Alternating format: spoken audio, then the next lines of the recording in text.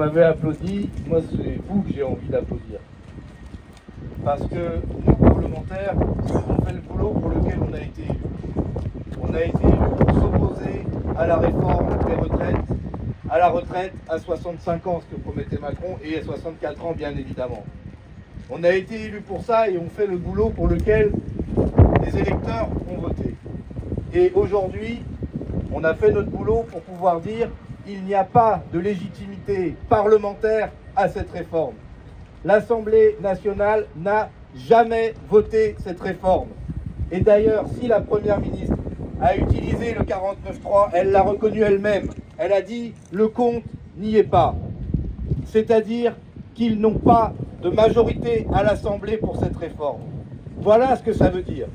Dans quel pays démocratique une loi peut être votée sans qu'il y ait une majorité de députés pour la voter?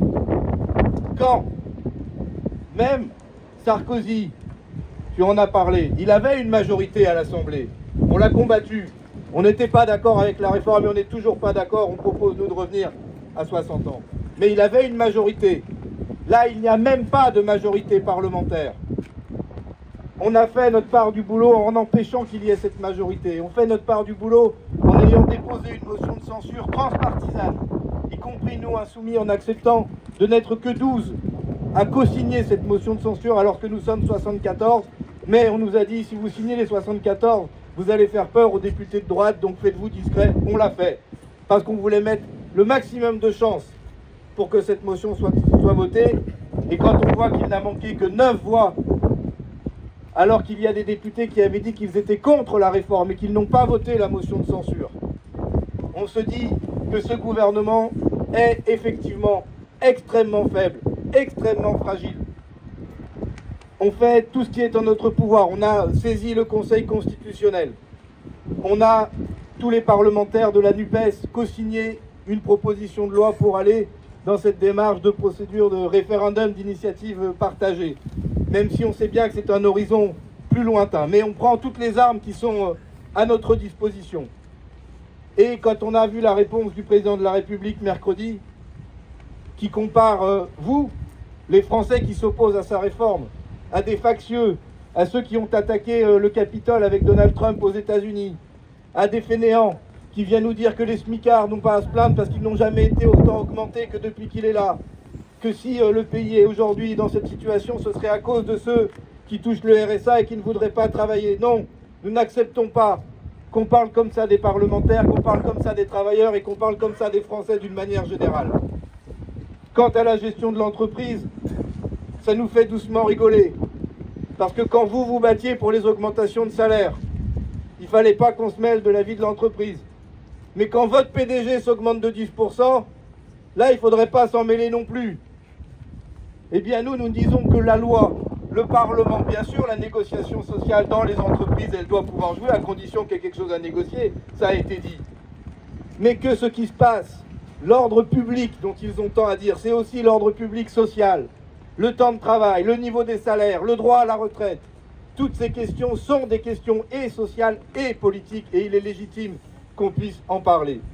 Voilà pourquoi, évidemment, je veux dire un soutien à la grève qui a été là. Je veux dénoncer avec force les réquisitions qui sont prononcées. Non, nous ne sommes pas d'accord pour que la force publique soit utilisée contre la grève. Nous ne sommes pas d'accord pour que nos impôts servent à payer des fonctionnaires de police ou de gendarmerie chargés d'escorter et d'aller chercher à leur domicile des travailleurs qui ont décidé de cesser le travail pour défendre le droit à la retraite. Et nous avons honte de voir que la tension, le désordre provoqué par M. Macron en vient à faire annuler la première visite du roi d'Angleterre dans un pays étranger. Honte à M. Macron de mettre la France dans cette situation. Et gloire aux travailleurs qui défendent leurs droits. Voilà ce que nous avons à dire ici. Et si nous remettons aujourd'hui ce chèque, c'est un chèque de la caisse de grève qui a été lancé par la France Insoumise. Il en existe plein d'autres et vous pouvez, et ceux qui nous écoutent et qui auront ces éléments, donner à celles qu'ils veulent. Au départ, on l'a lancé cet automne en disant il y a des grèves qui durent. C'est nous, parlementaires, comme le gouvernement, en augmentant trop peu le point d'indice des fonctionnaires, avait aussi augmenté l'indemnité des parlementaires alors qu'on n'avait rien réclamé. Et on a dit, on va mettre cette augmentation dans une caisse de grève et on ira aider ceux qui le demandent. Il se trouve que depuis, c'est devenu quelque chose de public, plein de gens ont donné, on a fait des événements sur les réseaux sociaux et il y a, alors je ne sais plus si c'est 600 000 ou plus, 600 000 € qui ont été récoltés et dont on donne cet argent, il est fait pour soutenir la grève. Les gens donnent à une caisse de grève. Et donc, à travers vos représentants syndicaux, une demande a été faite. Il y a des camarades, dont Philippe Juravert qui est ici, qui anime l'espace des luttes de la France Insoumise, qui se réunissent pour dire, voilà, on a tant de demandes, à qui on donne et quel montant. Et le choix qui est fait, c'est de donner des sommes qui permettent à la grève de durer dans des endroits stratégiques pour le pays. Parce que Macron ne nous laisse pas d'autre choix que l'épreuve de force sociale. Il avait le choix de retirer son projet. Il avait le choix de le soumettre à référendum. Il avait le choix de laisser l'Assemblée voter 149.3.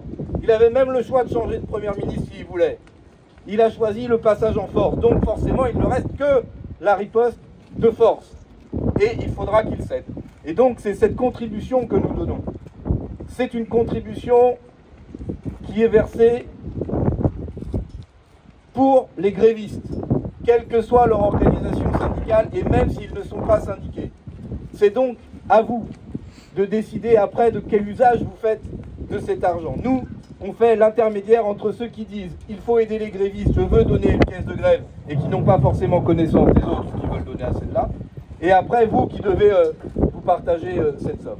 Mais évidemment, c'est d'abord un soutien politique que je donne à vous qui êtes en grève ici, à tous ceux qui êtes en grève partout, à vos collègues de Gonfreville qui sont aussi réquisitionnés, à ceux de Fos qu'on a voulu déloger par la force, à ceux qui se sont fait déloger l'autre nuit de la SFDM dans des conditions de brutalité, et je le maintiens, même si le sous-préfet le conteste, à ceux qui hier, dans la manifestation de Saint-Nazaire, alors que tout s'est toujours passé de façon très calme depuis le mois de janvier, ont été gazés par les gaz lacrymogènes et les décisions de la préfecture, c'est-à-dire les décisions du gouvernement.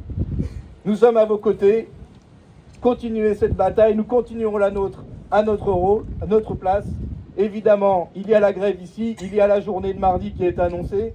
Nous, on ne lâchera rien, et le président, s'il ne veut rien lâcher, il devra finir par lâcher quand même, parce qu'à la fin, c'est nous qui sommes nombreux et lui qui est tout seul.